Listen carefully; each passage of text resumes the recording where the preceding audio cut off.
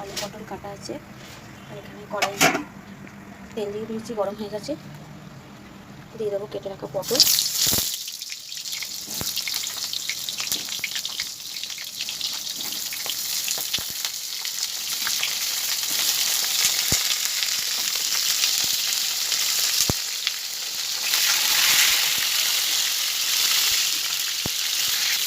পটলগুলো সব দিয়ে দিয়েছি, দিয়ে দেবো একটু পটল।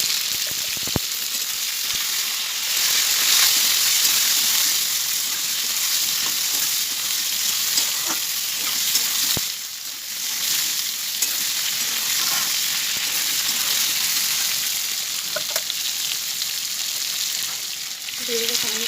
পটলগুলো ভাজা হয়ে গেছে, আমি এখন তুলে নেব পটলগুলো।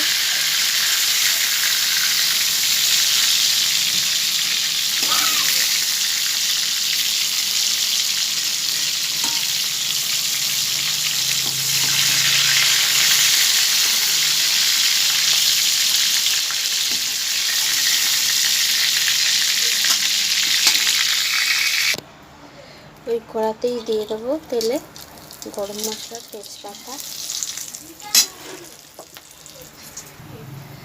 দেবো একটু জিরে ফোড়ন,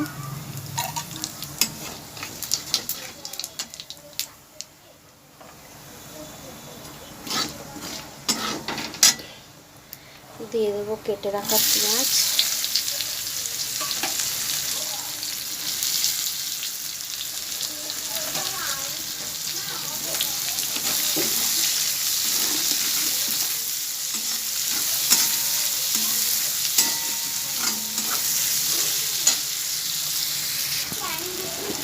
এবারে দিয়ে দেবো কেটে রাখা আলু,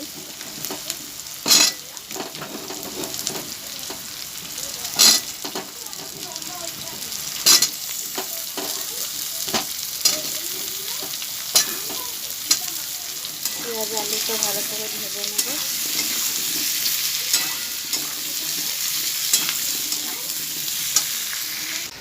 এখানে আমার পটল আলু ভাজা হয়ে যাচ্ছে। দিয়ে দেবো কেটে রাখা টমেটো, আর দিয়ে দেবো আদা বাটা,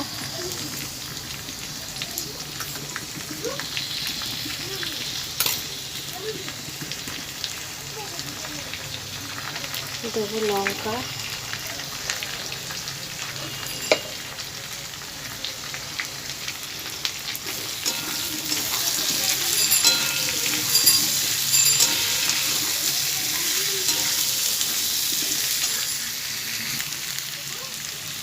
হলুদ গুঁড়ো, জিরে, ধনে, গোলমরিচ তিনটে একসাথে গুঁড়ো করা আছে, দিয়ে দেবো। দেবো স্বাদ মতো লবণ,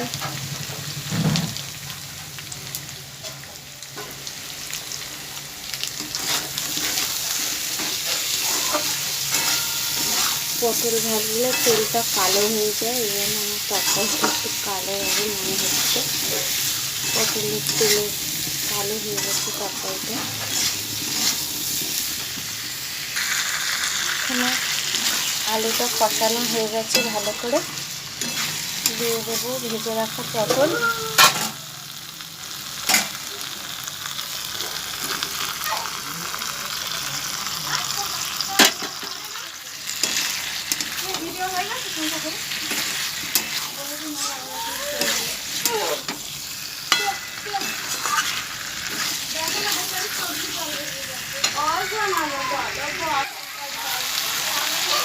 দিয়ে দেবো এর মধ্যে সামান্য একটু চিনি,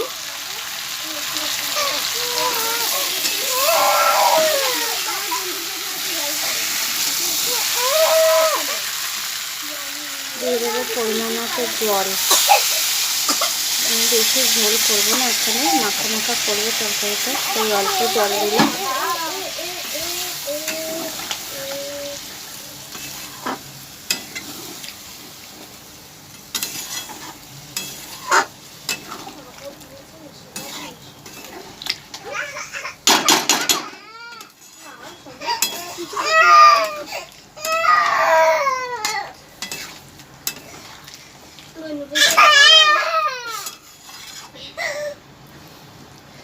এবার ঢেকে দেবো।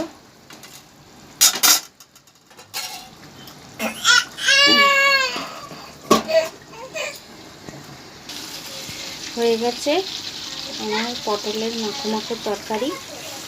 আর এবার নামিয়ে ফেলবো। করে খেয়ে দেখবেন কেমন লাগে। ভিডিওটা ভালো লাগলে আমার ভিডিওটা একটা লাইক কমেন্ট শেয়ার আর চ্যানেলটা সাবস্ক্রাইব করে দেবেন। আজকের মতো এইখানেই, পরের দিন আবার আসবো আর একটা রান্না নিয়ে। আমি এখন পটল আলুর তরকারিটা নামিয়ে ফেলি।